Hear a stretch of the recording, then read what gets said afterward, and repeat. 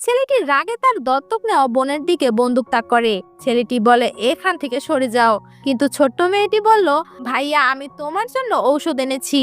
তখন কাজের মেয়ে ওকে ধাক্কা দিয়ে বাইরে পাঠিয়ে দিতে চাইলো। ছোট্ট মেয়েটি মনে মনে অনেক কষ্ট পেল।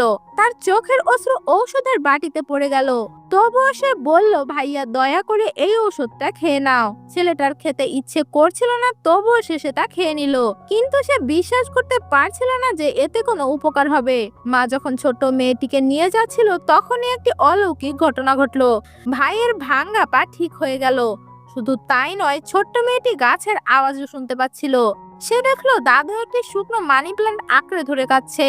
তখন মেয়েটি বলল, দাদু এটা মরেনি, এটাকে পোকা খাচ্ছে। কাজের মেয়ে আবার রেগে গর্জে উঠলো। সে বলল, আমি তো আগেই এতে কীটনাশক ঢেলেছি, এখানে কোনো পোকা নেই। মেয়েটি বলল, মানি প্ল্যান্ট নিজেই আমাকে বলেছে। দাদু রাগ করে বলল, অর্থহীন কথা বলিস না। কিন্তু মেয়েটি গাছটি নিয়ে মাটিতে ছুঁড়ে ফেললো। দাদু অনেক রেগে গেল। কাজের মেয়ে উস্কে দিল, ওকে বাড়ি থেকে বের করে দিন। তখনই মেয়েটি মাটির নিচে লুকিয়ে থাকা পোকাগুলো সবাইকে দেখালো। দাদু নিজের ভুল বুঝতে পারলো। তাই কাজের মেয়েকে জিজ্ঞেস করলো, এই পোকা এখানে আসলো কিভাবে? কাজের মেয়ে ভয় পেয়ে হাঁটু গেড়ে বসে বলল, আমার কোনো খারাপ উদ্দেশ্য ছিল না। ছোট্ট মেয়েটি আবারও মানি প্ল্যান্টে পানি দিতে গেল।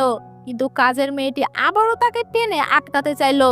তবে মেয়েটি পানি দেওয়া মাত্রই শুকনো গাছটা জাদুর মতো সবুজে ভরে উঠলো এবং গাছের ডালের সোনালী পাতাগুলো ঝলমল করতে লাগলো। দাদু আনন্দে আত্মহারা হলেন।